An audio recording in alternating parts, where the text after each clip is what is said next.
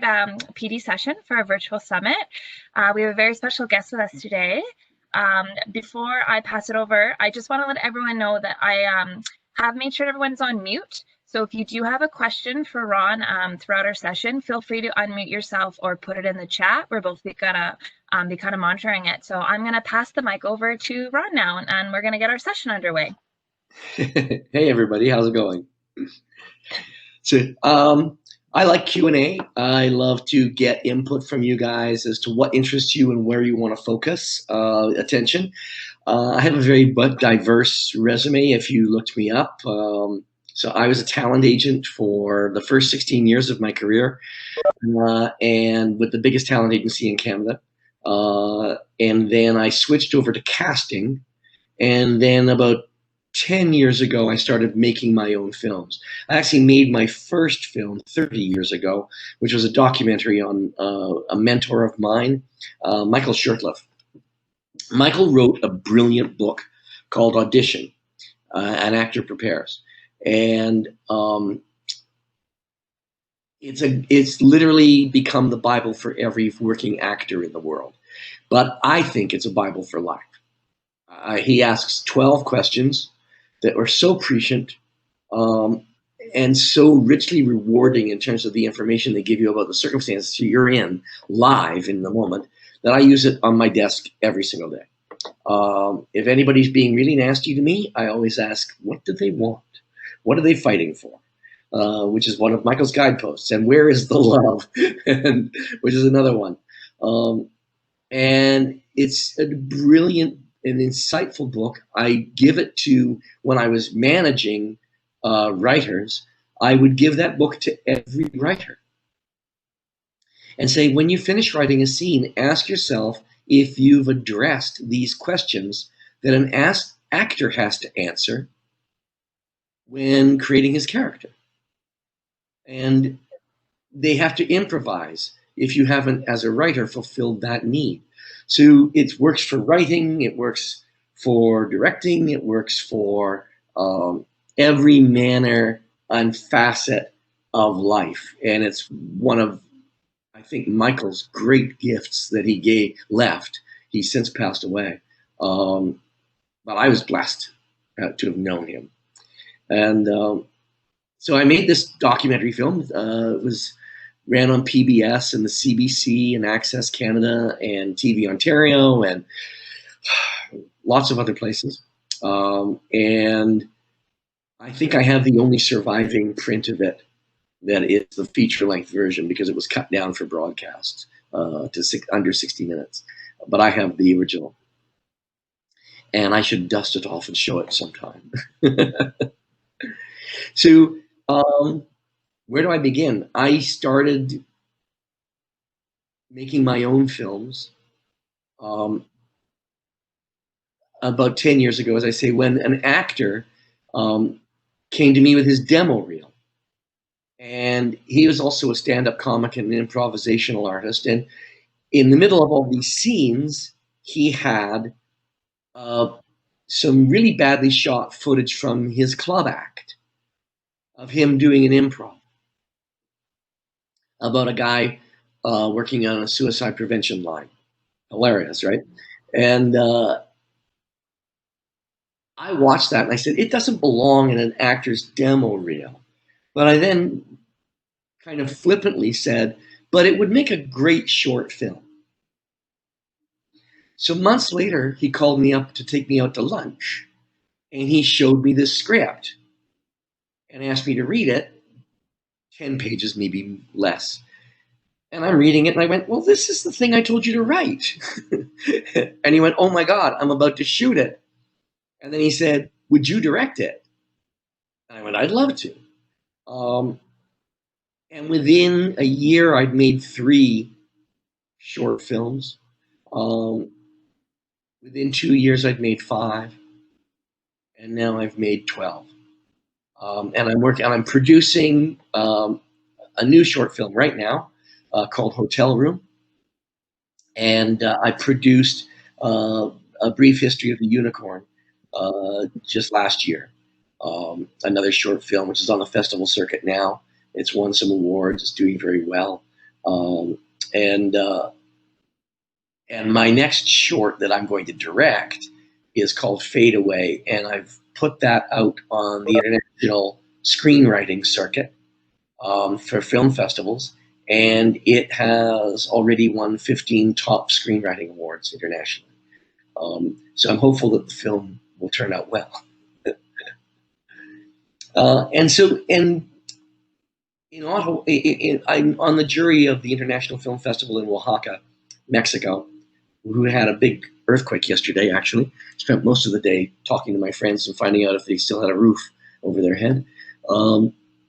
And I created something called the Writers Round Table in Oaxaca and Pitch Fest. And so when I go down to the festival, I was meeting all these people who had scripts in competition, but I didn't get to read their work because there was no finished film yet. And so I invited them back to my hotel to sit in the garden and share their scripts and in a sort of roundtable discussion. And it evolved to the point where I got everybody to bring their laptops. We shared all the scripts in a pool on a channel. And then I assigned roles to all the people around the table, and the writer couldn't read. I insisted upon the writer only listening. And it's unbelievable to hear your words being read aloud and not in that inner voice interpreting them and adding all the flavor. And you realize where you've written yourself into a corner. You realize when you're not fulfilling the needs of character. You realize when you haven't created story arc. And most importantly, whether your message that you want, your underlying theme, is present. And so those are my three questions almost always. And when I see short films and when I'm judging them, when I'm seeing digital content, I'm always asking myself, is what's being presented on the screen supporting an underlying theme? Is there a takeaway from this movie that's going to affect me and maybe change me? And most importantly, is there a surprise? And I do this when I'm directing actors as well, if an actor starts in a certain emotional state and they're at the same emotional state at the end of a scene, I either have not written the scene well or the actor has misinterpreted it. Because every scene has a plot point, and the plot point pushes story along. And those plot points are only made visible when an actor changes emotionally, or when the subject of your documentary or the person has an epiphany and we see them change. We see and sometimes they can be doing their narration when a thought changes their point of view. And that's an emotional reaction. And that is a kick in the heart to the audience. It's what connects all of us to story. And so whether it's narrative film, documentary film, infomercial, commercial, we're looking for always that thing that will bind the audience to you forever, because it deeply affects them emotionally. If you're not engaging emotionally, you're telling story, not showing story, and therefore not sharing story in a substantive way. And those are sort of like my watchwords. And it doesn't matter whether I'm working with an actor on a scene in my classes or whether I'm talking to a director or a writer about how a scene is going to be shot. I always come back to these foundational values, which harken back to Michael Shurtleff. And it's, where is the heart? Because that's the big thing that's beating in all of us, and it unifies it, and it is colorblind, it's gender blind, it's age blind. Good story affects everyone universally if it's told well. And I don't think anybody, and I can tell you, I can promise you one thing, I know each and every one of you watching has sat in a movie theater and been affected by something you're seeing or hearing on screen. And you will remember that for life. If it's an actor portraying it, you'll remember that actor. And when you're channel surfing at home with nothing on Netflix and you see an actor that has affected you emotionally, you stop. Because they have moved you.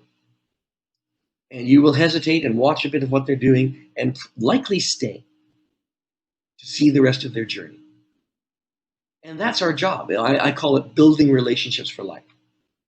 And it is absolutely paramount as storytellers that we affect people, because otherwise we're forgettable. Because there are other better storytellers out there. So what are they doing better? And that's what we have to perfect. And I think it's the great challenge. Find the universality in our story, in our message, and make it relate to everybody around us. And find that common language. And sometimes it's silent. There's nothing more powerful than those moments when someone's contemplating their words or their reaction to words or actions. And we can see right through them. And it affects us as a mirror. And so that's the nuts and bolts of what I try to do. I like to, as a storyteller, set up people for one story and take them somewhere else. I'm a bit mischievous that way. All my short films are up on my website if you want to watch them at ronleach.com under the director category. And you will see a recurrent theme in my films of shifts, paramount shifts in story. So setting somebody up to enjoy, like on Profile, it was nothing more thrilling than watching 500 people in an audience gasp at exactly the same moment. And it's almost at the end of the film. Because they think they're watching a comedy. And then it's not. And so I do this over and over and over again. That's one of the things I do love comedy. But what I've tried to do in my filmmaking is branch out and work in every genre. So I've done action and adventure, big fight scenes in Gay Basher, for example.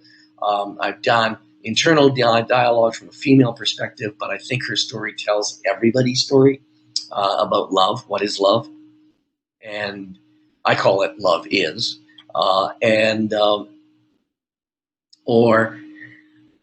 Helpline, which was the original film that got me started. Something coming up on the screen. So please feel free to ask me questions.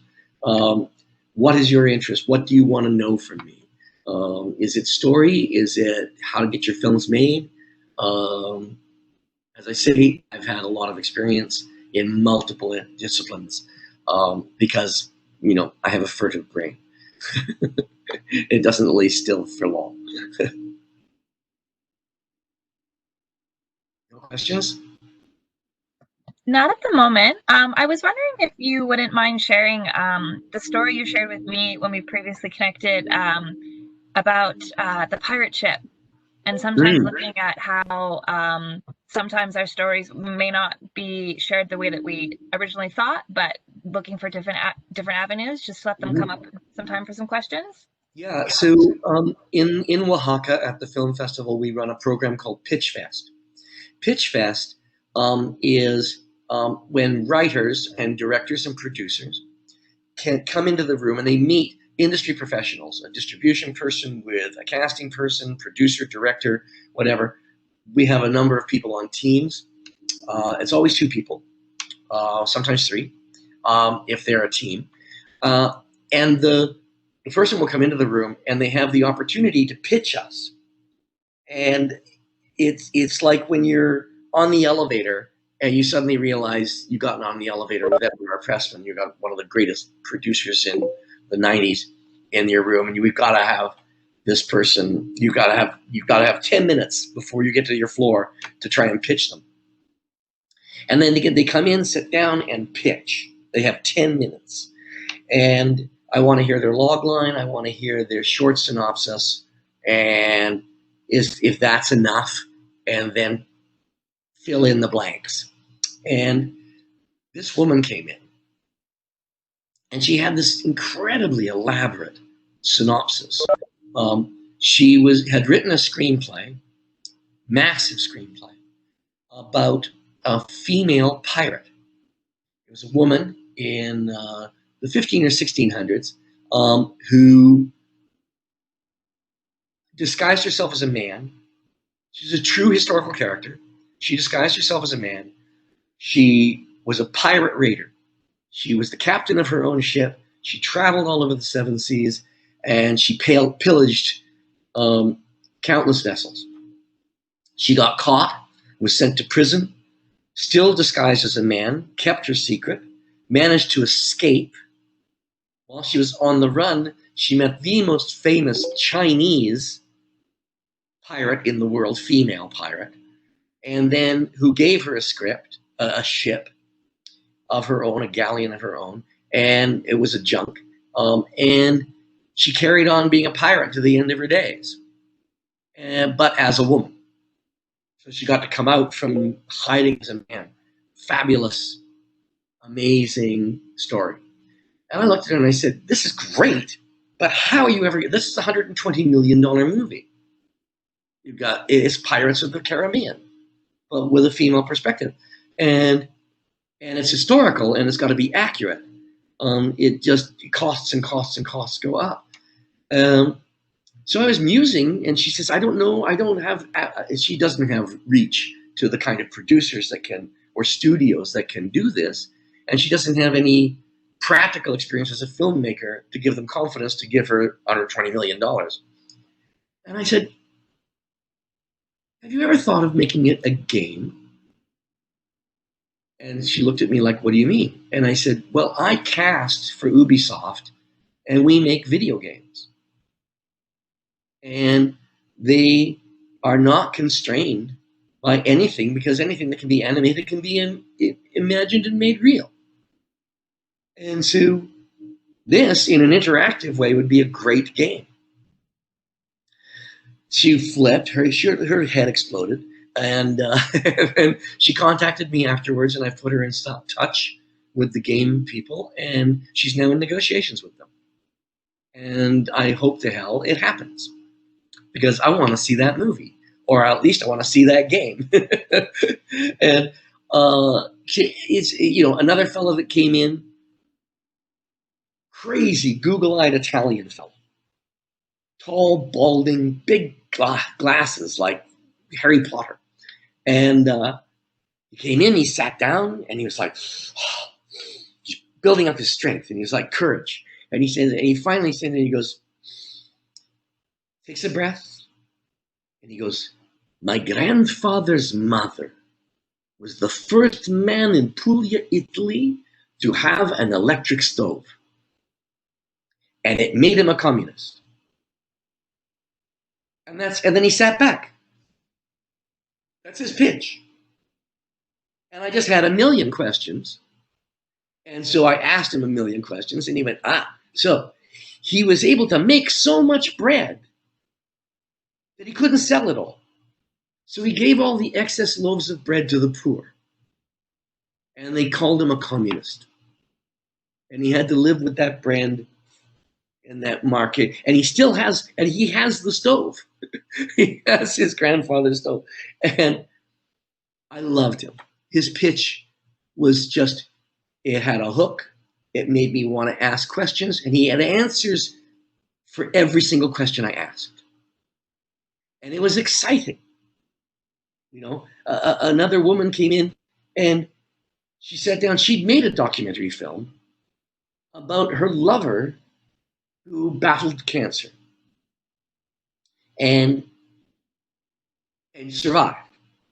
And she was here at the festival with her partner and telling their story. And I said, well, why, if you've made the film, why are you pitching me about the film? She said, well, I want to learn how to better pitch it to festivals and to broadcasters because I would like to sell the film. And her problem was she was so mired in meticulous detail. I never heard her story.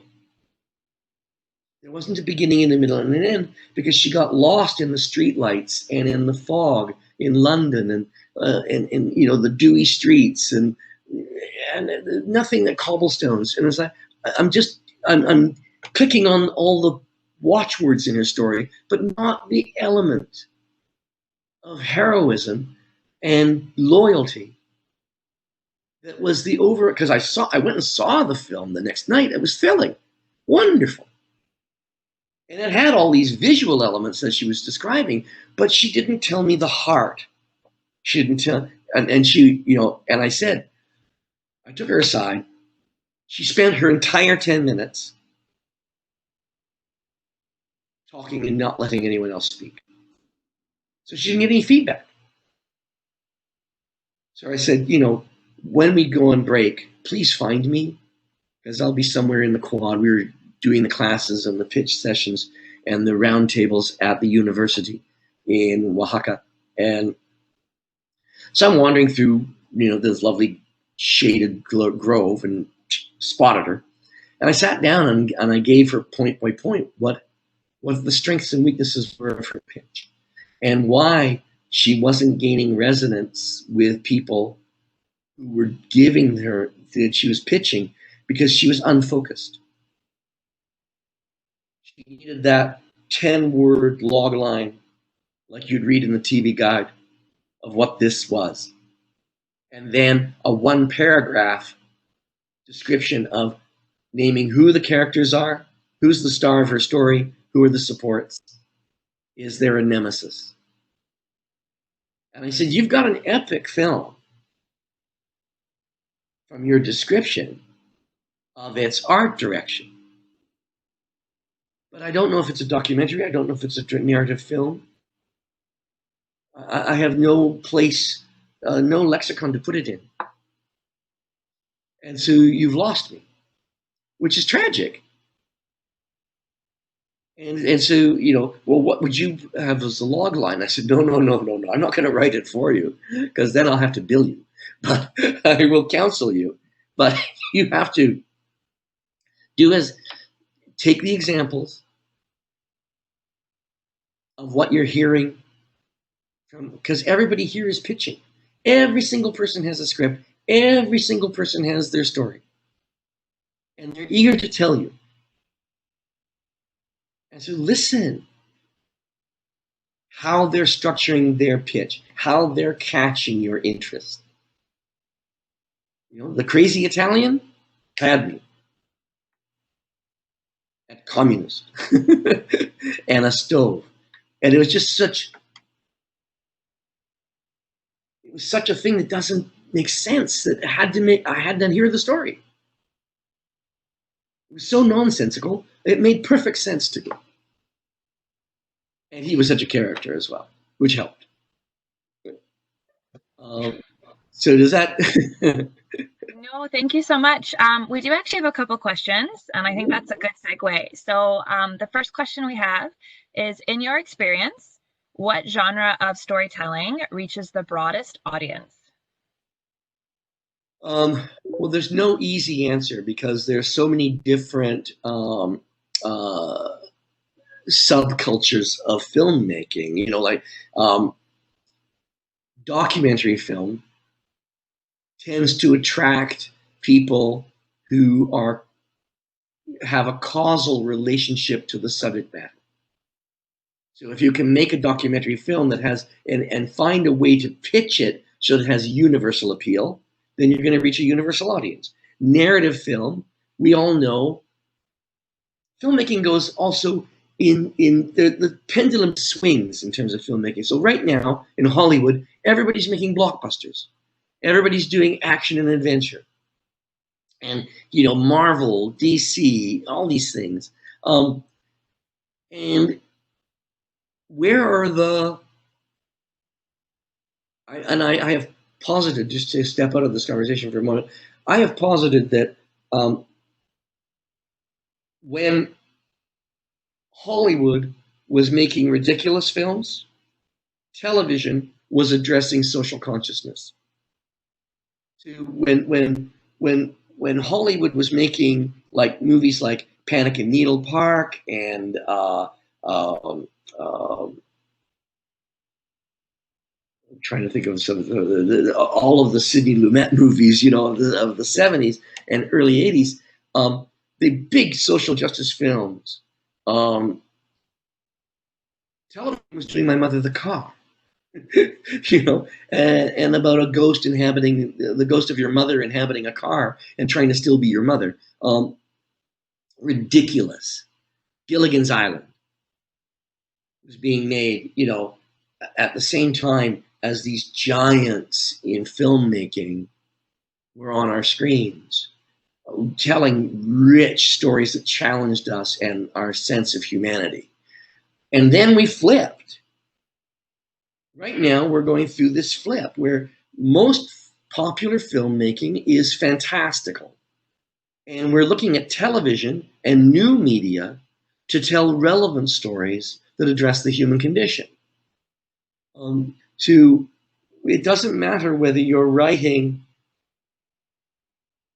documentary or stuff. You have to find your audience, identify your audience, and zoom in on their story and focus on answering questions and fulfilling needs of your audience. Does that make sense? Because with diversification in the marketplace, there's a channel for everything. If you're making film in a niche market, if it's LGBTQI, if it's feminine centric, if it's a documentary, if it's is it Nat Geo as a documentary, is it National Geographic, or is it Sundance? They're wildly different markets because they both speak to different audiences. And so you have to know where to pitch based upon your story and its content. I think that's the best answer I can give you, because otherwise, and the thing that's great for you guys, well, for all of us, but mostly for you because you're about to embark on your careers, and is that you have a very, very hungry market right now that's thirsty for content. Whereas there used to be a surfeit of content and no place to broadcast it. You look at the Canadian experience, we have so few channels in Canada. And there's so few hours on the dial that aren't already occupied by successful shows that when a gap happens, everybody monkey piles to try and get into that gap and fill it and hold it for as long as they can. And so it's very difficult. But now, because of Prime Video, access to CBS, NBC, ABC, Fox, CW, all these channels, all the new channels, the micro channels, there's a place out there to sell everything, in my opinion. You just have to know where to pitch. And that's where an agent helps, or a manager, or a mentor, and who can hold your hand and say, don't go there, go here. But knowing what you want to do and who you want to speak to has to be your first question that you answer, and then step into that role and fulfill it with a great story. Awesome. So I think that leads us into our next question. Okay. Do you have any advice with regards to walking the fine line between creating comfort and discomfort in your audience? So I guess really speaking to maybe, as you've mentioned a little bit before, some topics or content that might resonate with others, but might also kind of push them outside their comfort zone if we're looking at a different audience. I'm an anarchist by nature, and I think it's your job to make people uncomfortable. I often say to actors, I want to feel, watching you perform, I want to feel like I'm eavesdropping on your life. And if you make me uncomfortable watching, then you've done your job.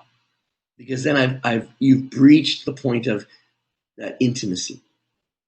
And so in storytelling, I think as long as, and this is what I mean about opposites and shift changing, setting people up to see one thing and then taking them down another road. And the best example of that probably is Profile on my website. It's a 2-minute short that I made. It's an award-winning film, and it's a two-hander, and it's about a couple that meet on a dating app, and they've decided to breach the fourth wall and meet in person, and hence the title Profile. And you're prettier than your profile picture, kind of thing. And it turns in the 11th hour. It turns in the last minute into something sinister. And not wanting to spoil it for you, but similarly, Altercations is a madcap comedy, but it starts off as a serious film and becomes more fantastical and comical, and then it turns and turns again. And by the way, there's 3 films on my website that are locked. The password is the title of the film, all one word, lowercase. So you won't have any trouble figuring it out. But when you're watching a movie that is dealing with big subjects or small subjects but are intimate, people get uncomfortable. And I think that's an absolute tribute to you as a filmmaker if they're uncomfortable. As long as they don't shut it off. If they don't get up and walk out, and there have been films that have been that polarizing. Lars von Trier, for example, has had people storming out of audiences in disgust. Talk about his films, and generally people will come back and watch the whole film because then the topic turns, and it's fascinating. So I think that the discomfort is not in your audience. The thing you have to worry about is being uncomfortable yourself and afraid to reach into those depths and unlock those keys inside the audience. Because success depends upon how well you're willing to challenge yourself, I think. And in all of my experience, like I'm pretty out there. I'm pretty bold in my opinions, and have been. As I had to learn how to argue with my grandfather, and he was a newspaper reporter, and he wanted a cogent, who, what, when, where, and why explanation of everything, and so I don't fear arguing with an audience or with somebody I'm trying to sell to. And you shouldn't either. And the more you know about your subject matter and the more work you do unlocking all the keys, it's wonderful. I'm writing a screenplay right now. During the lockdown on COVID, I optioned before the lockdown a play, very popular Canadian play. And I have been rewriting it into a screenplay. Now I'm working with Duet, the software, which allows my writing partner to be online with me at the same time. And he can see what I'm typing, I can see what he's typing, and we're back and forth. And we have a great relationship. We go on Skype or FaceTime, and we talk back and forth in real time while we're writing on our computer screens. It's been wonderful, wonderfully rewarding. Now, I chose him as my writer, my co-writer, because he's a wonderful writer in his own right. But also, he knew absolutely zero about the subject matter. It's an historical drama. He's a young man. He has no concept about the Second World War, which a large part of the story is set in the 1980s, which a large part of the story is set in, and the 1950s, the 3 time zones that I'm in. So he had no talisman and nothing. And I've gotten him to watch. I didn't ask him, but under his own recognizance, he has gone and rented movies from these eras. So he gets the right, because he's fascinated by my ability to call up these historical facts and memories and touchstones from these eras, such that I can incorporate them into story, and they impact upon character. But I love the fact, because I have to explain everything. And if I can't explain something, I can't stamp my feet, because I'm going to direct the film. I can't stamp my feet and say, well, I'm the director, and it's going to be like this. Because that's not a good answer. I have to be able to explain why. And why is the biggest guidepost in my book about everything. My grandfather taught me who, what, where, when, and why as a writer, as a newspaper man, and a war correspondent. So I use those guideposts for my acting classes, but I also use them as there's a little tag on my computer that says the 5 W's. So I answer each one of those questions about every scene, about every person, about every action. Is it justified? Does it make sense? Is it connected to narrative? Never write anything you're going to throw away, because it's too expensive. Be lean and mean, and write your shot list. When I'm finished a script, it's shot for shot in the script. And I know to the penny what it's going to cost me to make. And so, these questions are paramount, but why? Everything comes back to why. Why is the scene in the movie? Why is my character doing this? Why is the character opposite doing that? And every question leads to another W. Why leads to who, leads to what, leads to where, leads to when, and every one of these questions opens up like a rat's nest of other things you have to answer. Where is a story set changes everything in terms of tone, music, dress, but also hierarchical command structures. If you're setting something in India after Britain left, and when Pakistan and India went to war, and you're in the wrong cast, you're in trouble. If you're in the deep south in the United States, in the present, and you're an African American, you have a boot on your neck. And so you ask yourself these questions, and it affects, will I stand for my audition, or will I sit and be forced to look up at someone? Creating that hierarchical command structure in story visually.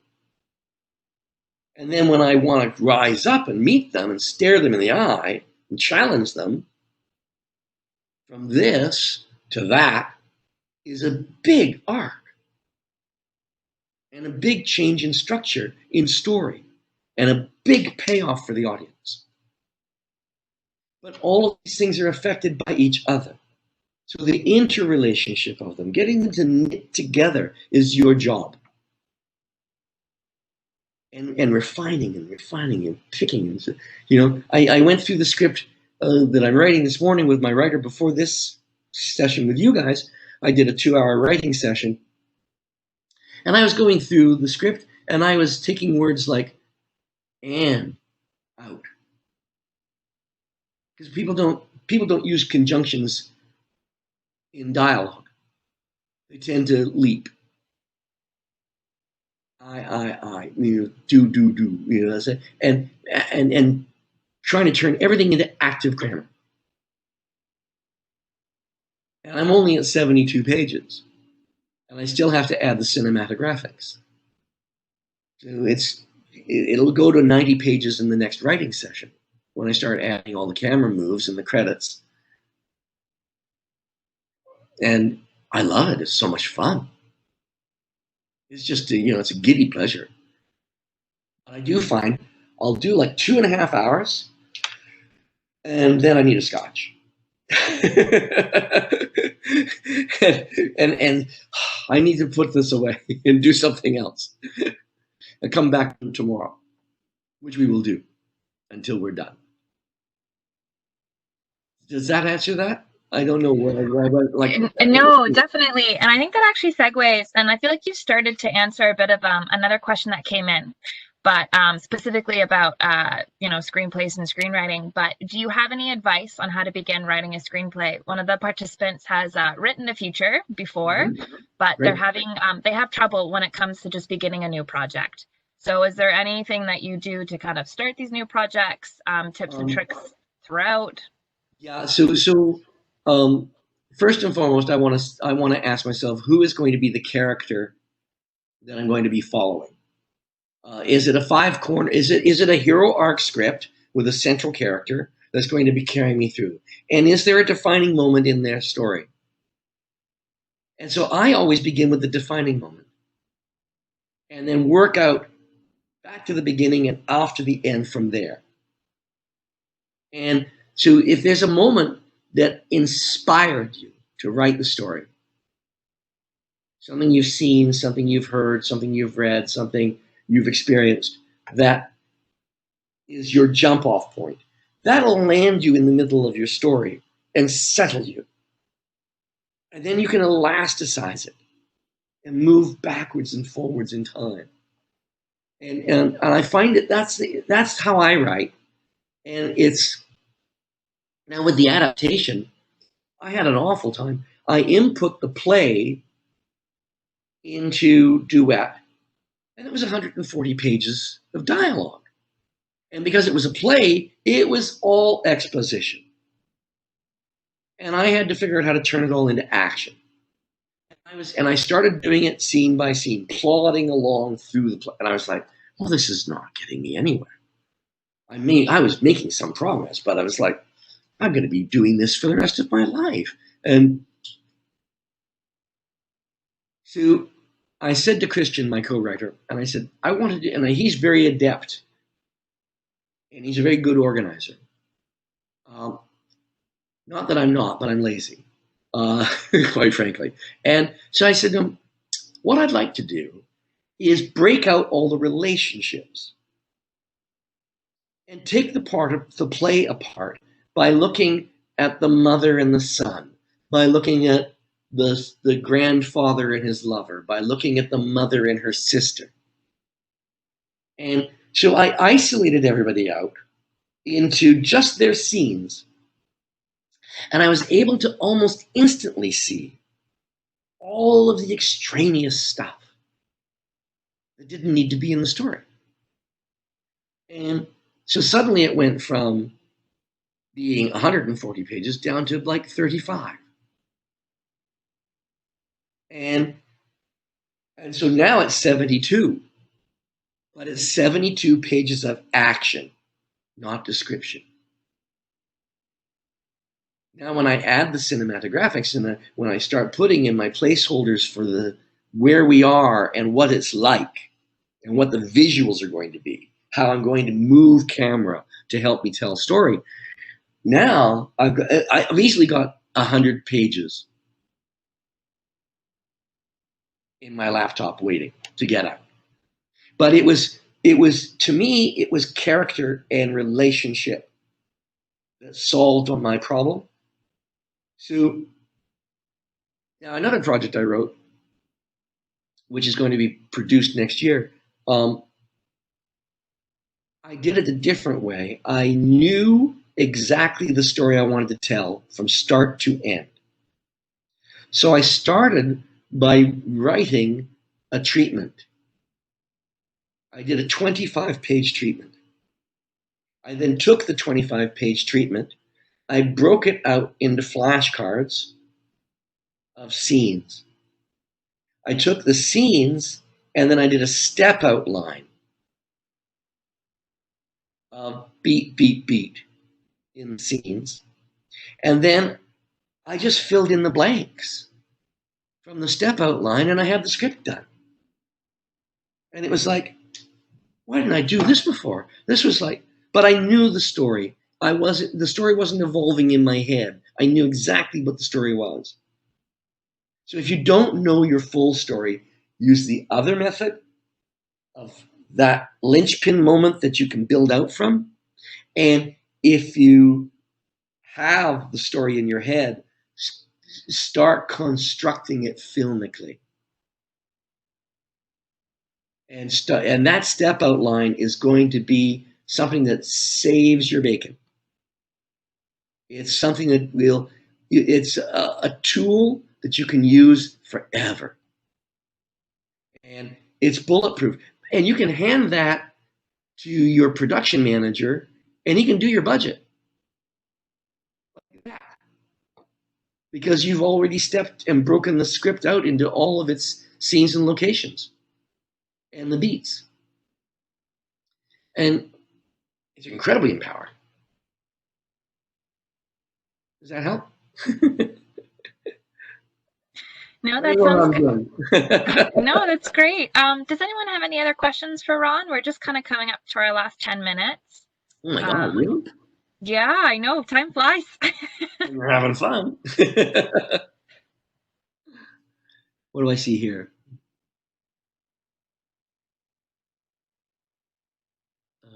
Walking the fine line between, oh yes, we answered that question. And they are wonderful questions. Thank you. I think earlier too, one of our participants, Salorm, he mentioned he read the book that you talked about at the very beginning. Yeah. Oh, I do recommend it to you, all of you, please. It's a wonderful book.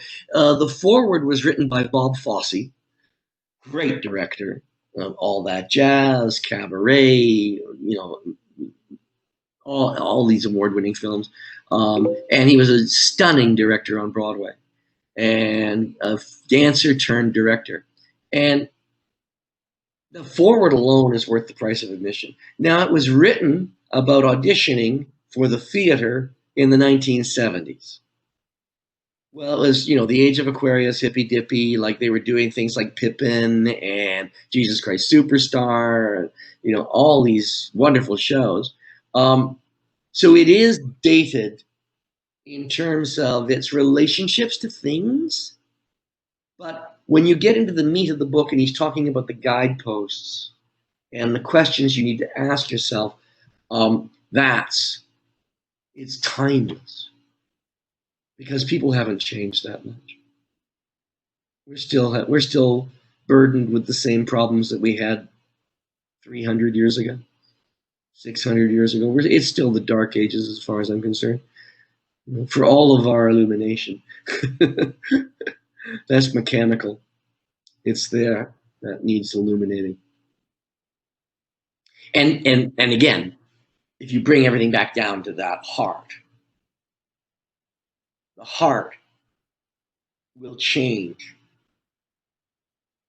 in concert with your story if you have set up your story well enough to ask the question about the heart and the question and the internal dialogues we all have. I think that's probably the best advice I can give you on the subject. But do read that book. Another great book is The Writer's Way, which is an instructional guide, the exercise, The Artist's Way. The Artist's Way is a spectacular book. It's a workbook, and you have to do these exercises every day. But wow, are they like mind blowing? And I should be still doing them. A great book, a book key to success. A great director and wonderful teacher by the name of Milton Katselas. He directed Butterflies Are Free, a beautiful film, Goldie Hawn's first movie, and he wrote a book called. I'm going to try. Hang on a second. If you look him up, you'll get it. He's got a book on his. He ran the Beverly Hills Playhouse in Los Angeles. The art and oh bloody hell! I've read this book so many times. I understand you are going to be able to access the recording of this. It's an instructional book. How? Oh bloody hell! And you know what? I lost track of Milton. Milton's in my movie on Michael Shurtleff, and I was telling a filmmaker from London, England, Cal Weber, about my interactions with Milton and how I drifted apart from him over the years. And I walked into a bookstore in Toronto called Theatre Books, and they were unpacking Milton's book right in front of me. We were talking about him, and they're unpacking the book. I didn't even know it was his first book. And it was a book about how to achieve your dreams, how to make dreams come true. And it's a practical book. It's like things like, having a pad beside your bed. So when you wake up in the night with an idea, you can write it down because you'll forget it by morning. I've awakened myself in the middle of the night laughing because I wrote a joke in my sleep. Can I remember it? Gone into the ether. And it was funny. And so all kinds of practical methodologies to make you more diligent and specific and to give you structure to make your dreams come true. And then he wrote a great book on acting as well. I think it's his second book. But those three, and there's a book by a couple of guys, and it's how to pitch and make money in Hollywood. Very, very, very funny book. They're successful screenwriters. One of the things that really impressed me in their book, they talked about if you get in the room to pitch, and I learned this lesson the hard way. I was pitching Mark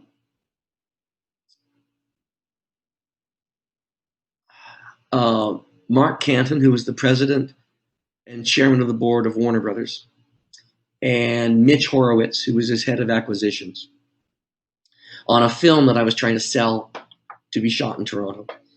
And I managed to get a meeting, and I'm in the room, and they loved the pitch, but they didn't want the movie. They said it doesn't fit in with our release pattern.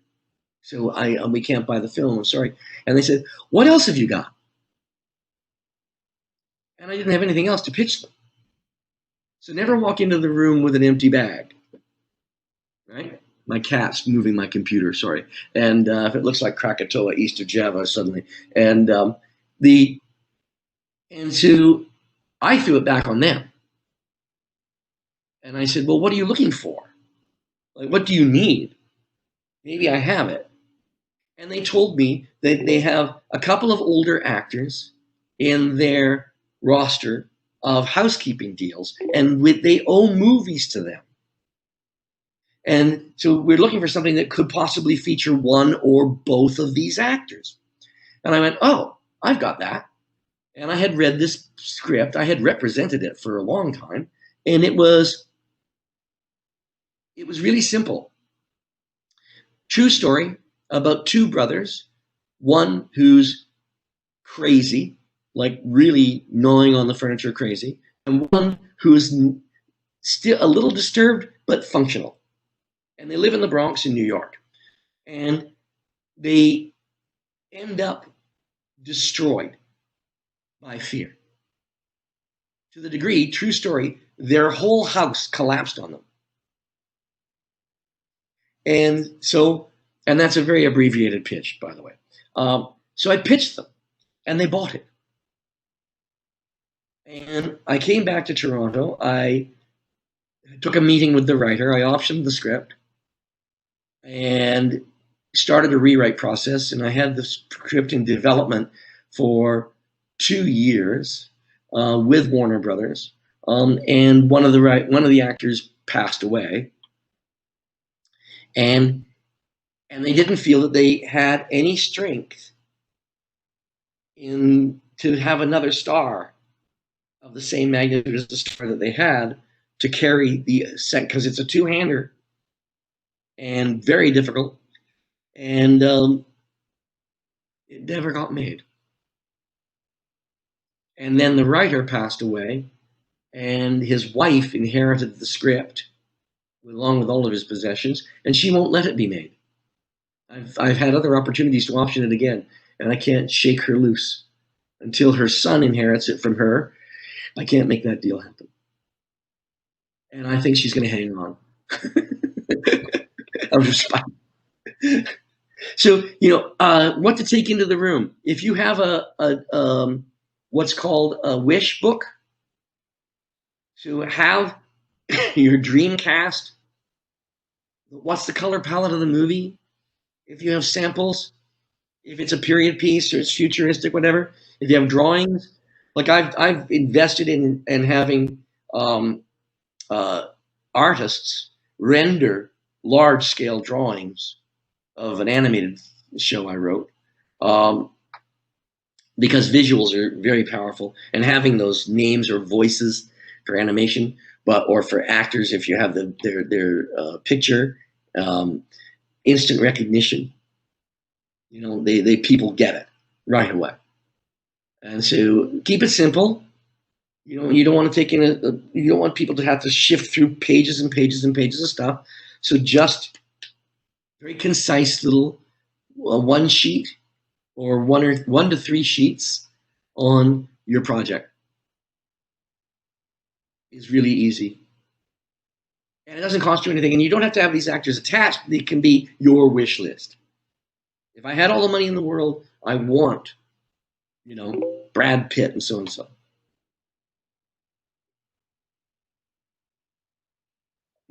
Great. Perfect. Well, we've come to our hour, and if anyone has any last questions, we can stay on for an extra 5. But Ron, I just want to say thank you so much for everything you've shared today, and for everyone's questions, for creating such a inspirational conversation. So thank you. It was a great pleasure to meet you all and to get to share.